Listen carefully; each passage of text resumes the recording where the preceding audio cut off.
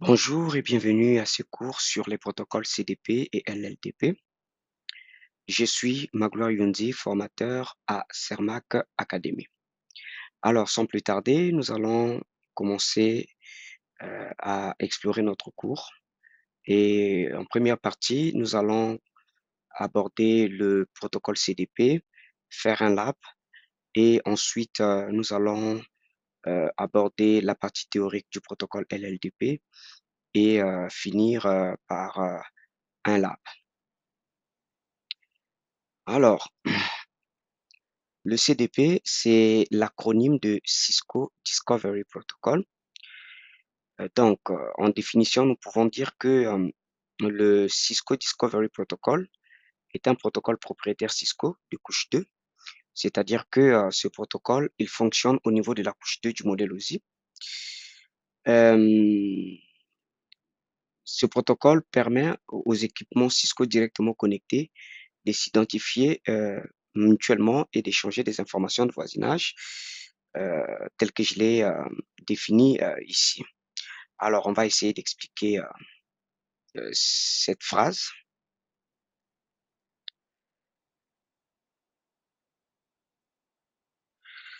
Donc, euh, le CDP, nous avons dit que dans la définition, que c'est un protocole de couche 2. Donc, ici, nous avons le modèle OSI. Je vais essayer de le représenter là. Nous avons la couche physique, la couche liaison de données, la couche réseau, la couche transport, la couche session, la couche présentation et là, nous avons la couche application. Nous avons dit que ce protocole, il fonctionne au niveau de cette couche, la couche liaison de données, donc le protocole CDP, il est ici. On a dit que c'est un il est protocole de couche 2 et il est propriétaire Cisco. Là, il est propriétaire Cisco. Je vais changer un peu de couleur. Je prends la couleur rouge. Ok. Donc, il est propriétaire Cisco et il fonctionne au niveau de cette couche liaison de données. Alors, on dit il permet aux équipements Cisco, donc ici Cisco, directement connectés de s'identifier mutuellement et d'échanger des informations. Donc ici, que veut dire cette phrase? Ça veut simplement dire ceci. Supposons que là, j'ai un switch. Ok. Je l'appelle switch 1. Le switch 1 est raccordé directement à un autre switch et nous allons appeler switch 2. Alors, ces deux équipements étant des Cisco, donc je vais mettre ici en parenthèse Cisco, donc c'est des équipements Cisco. Donc ça va leur permettre, ils sont d'abord directement connectés, donc là on a des connexions directes, ok, donc des connexions point à point entre les équipements. Donc ça va permettre à ces deux équipements de s'identifier via le protocole CDP et d'échanger mutuellement les informations de voisinage. Donc le switch 1 va fournir des informations de voisinage au switch 2. Et le switch 2, à son tour également, va fournir les informations de voisinage. Ce qui va permettre à switch 2 de remplir sa table de voisinage, de dire que, par exemple, si ce port-là, c'est le Fast Ethernet 00, sur le port Fast Ethernet 00, j'ai un voisin qui s'appelle switch 1, et si ce port, c'est le Fast Ethernet 01, et bien lui également, ce switch, en remplissant sa table de voisinage, il saura que sur le port Fast Ethernet 01, il a un voisin, j'ai un voisin qui s'appelle switch 2. Donc ça, c'est pour cette phrase. La deuxième phrase dit, il fonctionne indépendamment des protocoles de couche 3. Donc, nous avons dit que le CDP, il fonctionne au niveau de la couche 2, donc la couche liaison de données. Au niveau de la couche 3, on a des protocoles, notamment le protocole IP dans sa version 4. On a aussi IP dans sa version 6. On a pas mal de protocoles. On a le RIP, on a l'OSPF, on a une kyrielle de protocoles de cette couche. Donc, le fonctionnement du protocole CDP ne dépend pas de ces protocoles, donc des protocoles de couche réseau. il fonctionne indépendamment, donc il peut fonctionner sans l'intervention de ces protocoles. C'est ce que ça veut dire. On dit car il utilise la couche liaison de données, donc il fonctionne au niveau de cette couche. Il va donc encapsuler ces messages dans des trames que nous allons appeler un peu plus tard dans le cours les TLV. Maintenant, quant aux caractéristiques de ce protocole, le protocole, nous l'avons dit, il est propriétaire Cisco, donc il ne fonctionne que sur des équipements de type Cisco, ok? Et il permet l'échange des informations sur des équipements directement connectés. Directement connectés ici, pour que ça soit un peu plus clair, supposons ici que j'ai ajouté un routeur, donc ça c'est R1, et j'ai ici un switch que je vais appeler switch 3, qui est aussi un Cisco. Alors dans ce cas-là, le switch 1 a pour voisin R1, le switch 3 a pour voisin également R3, le routeur R1 a pour voisin switch 1 et switch 2. Alors ici, le CDP, une fois qu'il est activé sur ces interfaces, et comme nous allons le voir, hein, il est activé par défaut sur l'ensemble, sur les équipements de type Cisco. Ici, le switch 1 ne va changer ses messages CDP qu'avec le switch 2 et avec R1. Ici, le switch 1 ne pourra pas ou ne peut pas changer les messages CDP avec le switch 3. C'est pas possible parce que les deux, switch 1 et switch 2, ne sont pas directement connectés. C'est ce que cette phrase veut dire. Directement connectés. Donc, ici, l'échange va se faire. Ici, switch 1, il va envoyer des messages CDP à R1. R1 va aussi envoyer des messages CDP au switch 1. R1 va envoyer des messages CDP à switch 2, plutôt switch 3. Switch 3 va envoyer des messages CDP à R1. Donc, les messages CDP ne s'envoient que entre les équipements qui sont directement connectés.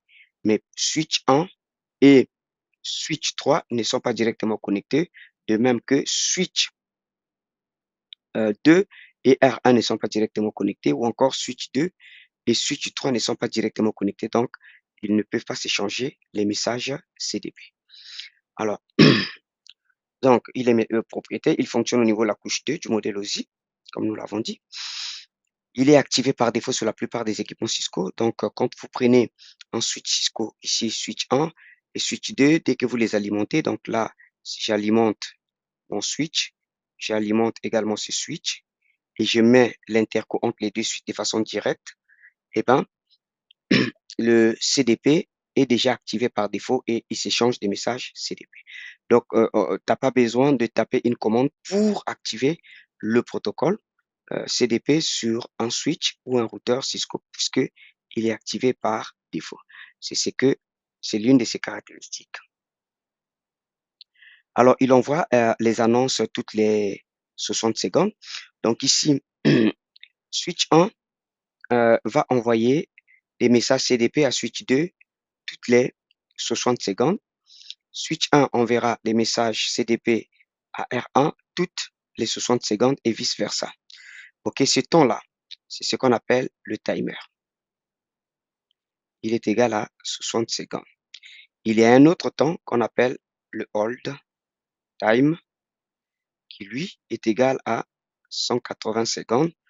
Donc, ici, le hold time est égal à 3 fois le timer. Alors, comme nous le verrons dans la partie lab, donc le hold time, c'est le temps au cours duquel, si ce temps s'épuise, sans que un switch, un routeur, un équipement Cisco ne reçoive les messages CDP de son voisin, eh ben, il va considérer que ce voisin est down et il va le supprimer de sa table de voisinage CDP. Ok. Donc, ce temps, c'est 60 minutes qu'on appelle le timer. Et le CDP utilise une adresse multicast spécifique, donc c'est une adresse multicast spécifique. Généralement, c'est une adresse que Cisco Multicast que, la plupart des protocoles, Cisco de couche 2 utilisent, comme par exemple le Spanning Tree, le VTP, le DTP, le ULDP et d'autres protocoles Cisco de couche 2. Beaucoup de ces protocoles utilisent cette adresse. Nous le verrons sur la partie lab, à quoi correspond cette adresse MAC.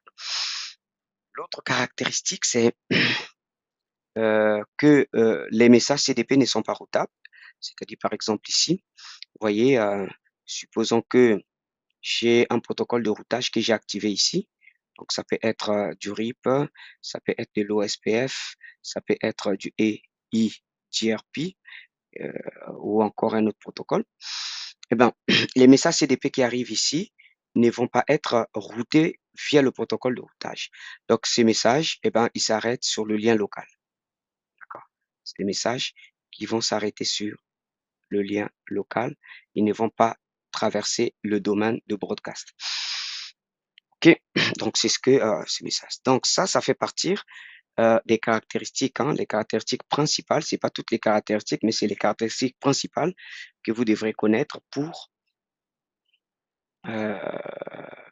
la certification, hein, pour ceux qui font la certification CCNA et pour ceux qui ont en charge la gestion des réseaux Cisco de petites et moyennes entreprises. Bien, nous allons continuer. Alors, nous allons voir donc les informations échangées. Donc, ces fameuses informations que CDP échange. Que donc, je vais prendre le tableau. OK, je vais effacer.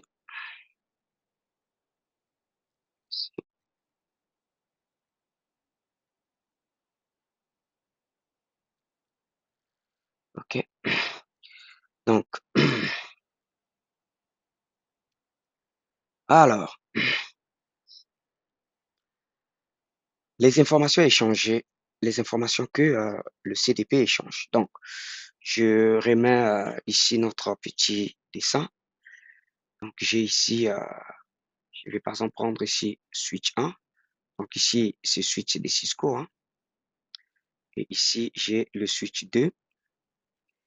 Alors, ici, l'interface, par exemple, c'est le Fast Ethernet 1. Et là, par exemple, c'est le Fast Ethernet 1 et aussi.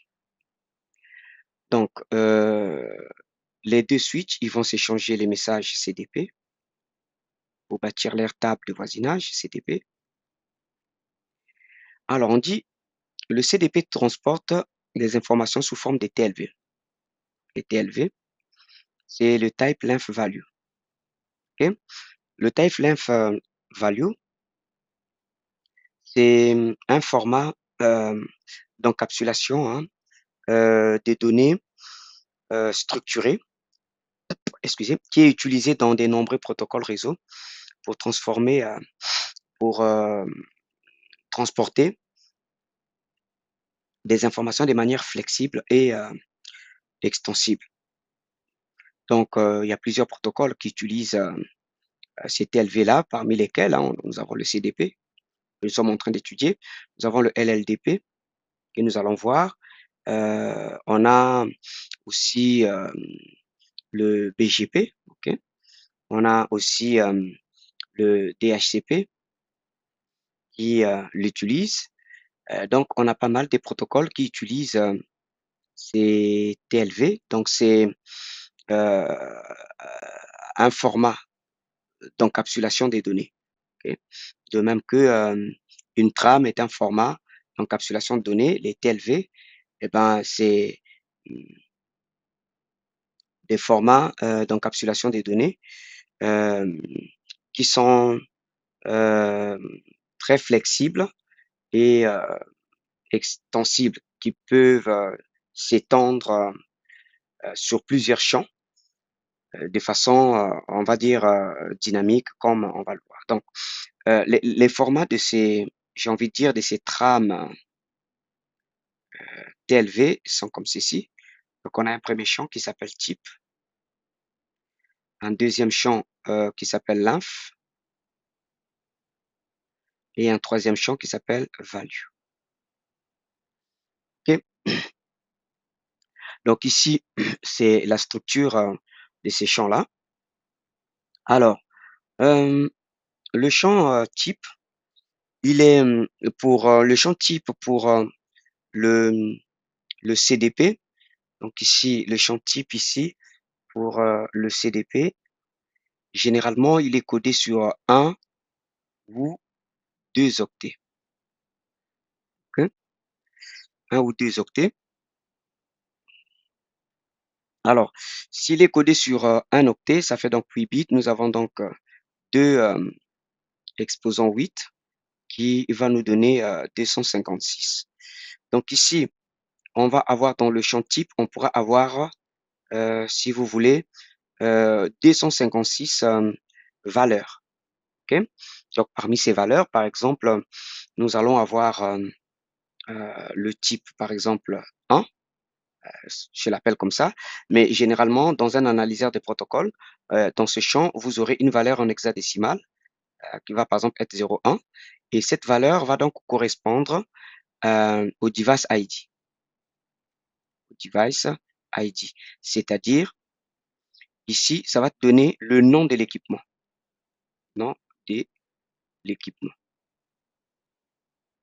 OK? Après, on va voir que, il y a un autre on peut avoir un autre type de message comme par exemple le type 2 qui lui, en hexadécimal, la valeur va être 0,2 qui lui va correspondre à l'adresse IP de management. Donc IP management de l'équipement. Donc, par exemple ici, quand le switch 1 va envoyer des messages CDP au switch 2, eh bien, dans le champ type là, quand il va vouloir envoyer son nom à lui, supposons que son nom à lui, c'est le switch-sermac-lab. Quand il va envoyer ce nom, eh bien, dans le champ type, il y aura un champ type avec une valeur 0,1 qui va contenir le device ID, c'est-à-dire ce nom-ci. Il va encore envoyer un autre champ puisqu'on a dit hein, que ce champ-là est extensible. OK? Il est vraiment flexible, il est extensible. Donc, on peut ajouter plusieurs types de messages type, du champ type, j'ai envie de dire. OK? Alors, il va encore, quand il va vouloir envoyer, par exemple, ici, la plateforme de l'équipement, donc quand il va vouloir, par exemple, envoyer ici le type 2, comment on appelle, l'IP de management, OK? Donc, supposons ici que c'est son IP, c'est le 10, par exemple, 90, 90, 90, par exemple, 150. OK? Il va envoyer dans ce champ-là, il y aura un champ type, donc qui va s'ajouter, qui va être type D et avec une valeur en hexadécimale 0,2, qui va contenir l'IP de management du switch 1. Donc, le switch qui porte l'ID, comment on appelle, le switch CERMAC, là. Alors, quand il voudra, par exemple, envoyer le type d'équipement, si c'est un routeur, si c'est un point d'accès, si c'est un switch, il va envoyer un message de type 3, OK, qui va contenir une valeur hexadécimale 3. Et donc ici, qui va contenir c'est que on appelle ici dans le langage du CDP euh, la capability, capability. Donc ici, qui va correspondre pour dire si c'est un routeur, si c'est un switch, si c'est un AP et etc. Ainsi de suite. OK? Et donc ici, vous voyez que le champ est extensible. On peut avoir ici, quand on est sur un octet, on peut avoir jusqu'à 256 valeurs. Et si on est sur 2 octets, eh ben, on va avoir jusqu'à 2 exposants 16 qui va correspondre à, je pense, à 65 536. OK? Donc, voilà pour ce qui est de ce champ-là. Donc, pour résumer, le champ type, ici, il va nous permettre d'identifier la nature de l'information. Donc ici, le premier, il nous permet de identifier la nature de l'information et l'info qui est transmise. Donc, par exemple, la nature de l'info ici, ça va être le device ID. La nature de l'info ici, sous le type 2, ça va être l'IP de management. La nature de l'information sur le type 3, ça va être si c'est un routeur, un switch, un AP, un firewall, et ainsi de suite. OK? Nous avons dit, voilà, qu'il est codé sur 2 ou 3 octets. Et en deuxième lieu, ce champ va permettre au switch 2, OK, de savoir comment interpréter les données qu'il vient de recevoir. OK? Donc ici, il permet au récepteur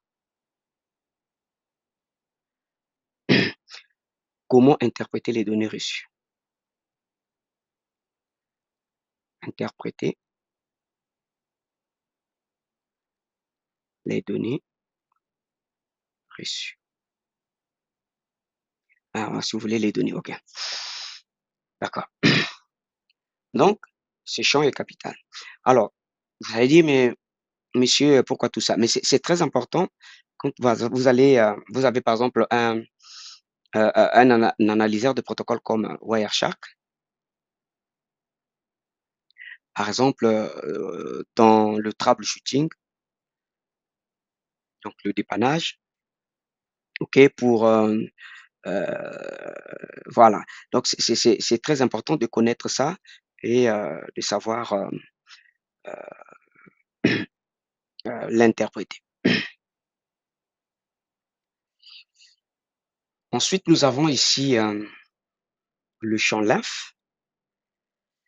Alors, le champ lymphe ici, il va indiquer, la taille du champ value, puisque c'est dans ce champ-là que se trouvent les données. OK? Donc lui, ce champ, il va nous envoyer des informations. Donc à chaque message type, par exemple, va correspondre la longueur, la taille des données que le champ type transporte en octets. OK?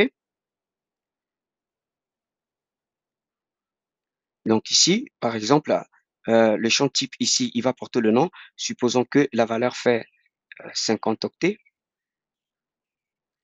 Eh ben, on aura un champ lymphe ici qui va indiquer que ce champ-là porte les données de 50 octets. Et ce champ, les valeurs sont toujours exprimées, comme je l'ai dit ici, en octets. Donc, on va dire ceci, que le champ lymphe, donc je vais mettre ça ici,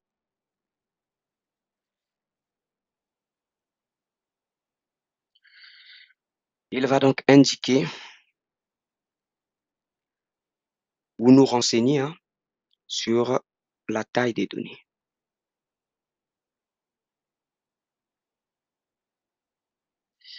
OK? Il est exprimé en octets, il est toujours en octets et il permet à, si vous voulez, à la machine de destination, donc au destinataire du message, euh, de, comment je peux dire ça? Ah, bon, ok, de savoir, ok, de savoir combien de bits il va lire. OK? Donc ça, c'est euh, ce champ, le champ lymphe. Et enfin, nous avons le champ value. Donc le champ value ici, le champ value, ça, lui, qu'est-ce qu'il va nous renseigner? Il va nous renseigner euh, la taille réelle des données. Ou, bon, comment je peux dire ça? Euh, non, il va pas nous renseigner. En fait, la taille réelle des données nous est renseignée par le champ lymphe, mais lui, il va nous, ou on va dire, il va contenir, ok, il contient les données réelles. Voilà. C'est-à-dire que c'est ce champ-là qui va contenir, par exemple ici, le nom de l'équipement. Par exemple, pour le type 1, ça va être le nom de l'équipement et c'est dans ces champs-là qu'on va trouver le nom de l'équipement. Par exemple, ici, Switch Cermac Lab. Ok. Donc, il contient les données réelles. Voilà. Et la taille de ces champs est variable. Donc, il est variable en fonction du champ lymphe, hein, puisque chaque message type n'a pas la même information à transporter. Et donc, du coup, les tailles n'étant pas la même, ça fait que le champ value eh ben, contient, sa taille est toujours variable en fonction du message transporté. Taille variable. Et l'interprétation des chansons eh ben, est fonction du type de l'information transportée dans le champ type. Donc ici, on va dire l'interprétation dépend du champ type. Interprétation dépend du champ type. Ok. Donc ça, c'est pour comprendre comment analyser les messages CDP avec Wireshark, par exemple, ou avec un autre analyseur de protocole. Donc ça, c'était sur la partie TLV. Donc, il faut bien comprendre ça, que ces messages CDP sont transportés dans des formats, dans un format d'encapsulation qu'on appelle TLV. Et donc, les messages qu'ils vont échanger, hein, on a commencé déjà à égrener. Donc ici, ils vont envoyer le device ID. Le device ID, ça va être le nom de l'équipement. Ils vont envoyer l'IP de management. Ça va correspondre au message de type. Donc, par exemple, ici, c'est un message de type 1. Ici, ça va correspondre au message de type 2. Il va envoyer la plateforme. Ça peut correspondre ici au message de type 4, de type 5, de type 6. Donc, vous voyez qu'il y en a au moins jusqu'à 256 quand on est sur un octet. Donc, ici, la plateforme matérielle, ça va par exemple être un switch, comme le cas ici à 9300 ou un routeur ISR 4431. Il va nous transporter aussi la version, nous donner la version, nous donner l'interface locale. Ça va correspondre aussi à un message type, ok, qui peut par exemple être le type 5, le type 6, le type 7. Hein, j'ai dit comme ça. Hein. Après, on peut se documenter, on peut aller regarder sur Internet et on peut avoir cette liste-là. OK. Donc, ici, par exemple, vous voyez, ça peut être l'interface Fast Ethernet. Bon, je l'avais mis ici déjà, la Fast Ethernet 01. Eh bien, il va nous le dire local, donc ici, et l'interface distante. L'interface locale, si c'est le switch 1, par exemple, qui envoie le message CDP, ce qui va correspondre à l'interface locale, c'est cette interface. Et ce qui va correspondre à l'interface distante, c'est l'interface du switch distant qui lui est directement connecté donc, au switch 1. À partir de là aussi, on peut savoir le VLAN natif, d'accord? Et il transporte aussi, donc, on peut savoir par des messages CDP le VLAN natif qui va correspondre aussi à un type de message. On peut aussi connaître la plateforme, si c'est un switch, un routeur, un téléphone, c'est aussi un message type. La puissance PO aussi, qui est une grande fonctionnalité aussi du CDP, notamment pour tous les équipements qui s'alimentent en PO. Et là, je pense plus au téléphone IP, d'accord? IP phone, qui est Cisco par exemple. Et on pourra peut-être faire une vidéo dessus pour expliquer comment un PC plutôt un téléphone fait pour connaître son VLAN, le VLAN voice, s'alimenter en PO via et en rapport, j'ai envie de dire, avec le protocole CDP. Alors, donc voilà les informations échangées. Et à côté, nous avons quelques commandes utiles. Donc, nous avons la commande, cette commande, la commande show CDP Nebo, qui permet d'afficher la table de voisinage CDP.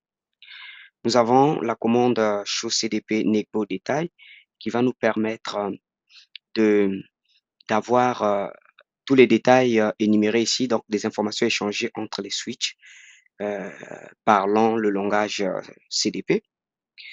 Nous avons show CDP interface. Cette commande nous permet de voir les interfaces qui participent euh, au protocole CDP ou encore les interfaces tant que le CDP est activé.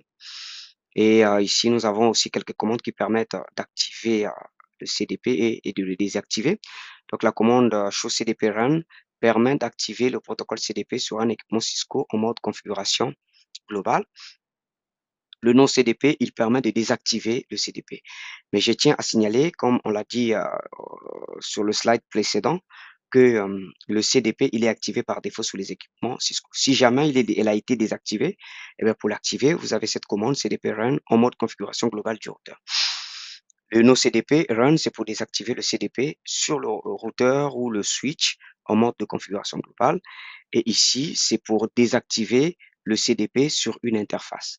Et si vous l'avez désactivé, si vous voulez l'activer, donc ici pour désactiver déjà, il faut que vous rentriez en mode configuration d'interface et vous tapez la commande no CDP enable, il va désactiver le CDP sur cette interface. Et cette fonction et cette commande, elle est très importante pour des raisons de sécurité, puisque comme on va le voir un peu plus tard, que il est déconseillé, plutôt il est déconseillé de laisser le CDP activé sur certaines interfaces réseau, par exemple, qui vont vers les ISP ou d'autres, vers des clients ou vers des fournisseurs. Et si jamais il faut activer l'interface, mais la commande serait la même en mode configuration d'interface en enlevant juste le nom. Donc, voilà pour ce qui est de cette partie théorique. Nous allons donc passer au lab.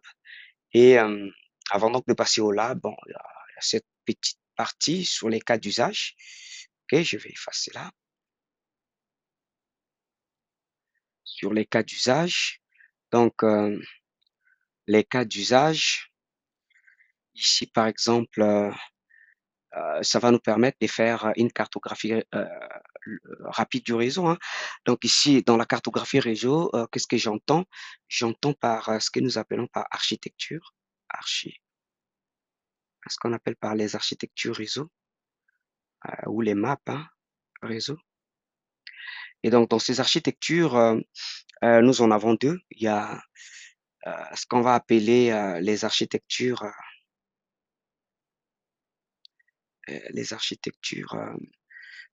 comment on les appelle? Physiques, voilà.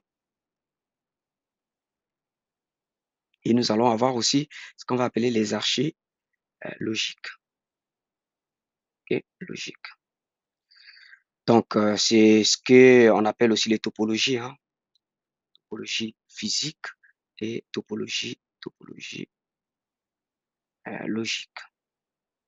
Donc, le CDP nous permet de le faire et on le verra, hein, en lab. Donc, par exemple, je peux être connecté ici à un switch.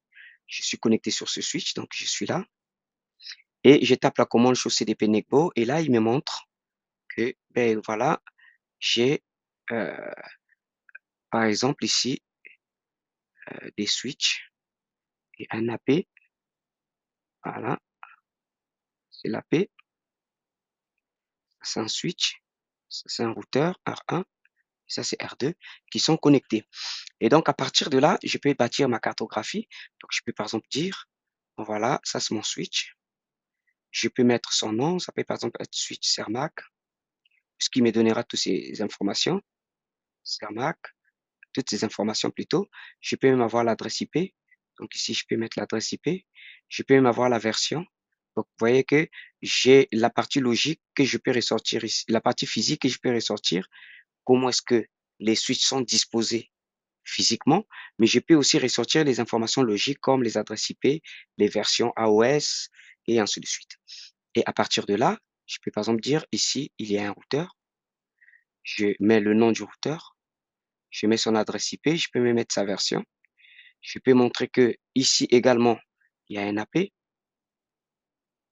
je peux avoir l'IP de l'AP, je peux savoir si cet IP est lightweight, donc les IP légers, les AP légers, ou s'il est autonome.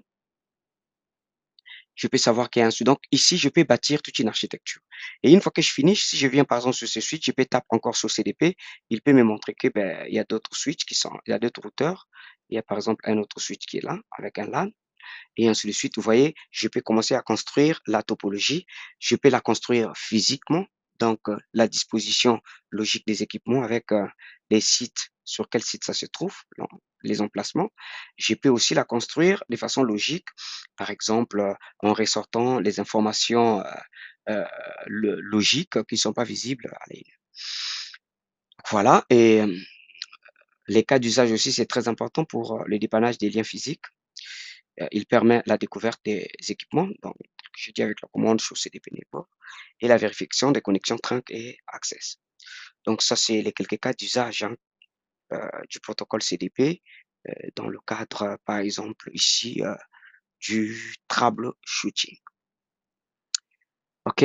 Donc, nous allons nous arrêter là pour la première partie et à nous revoir sur la seconde partie, sur la partie lab.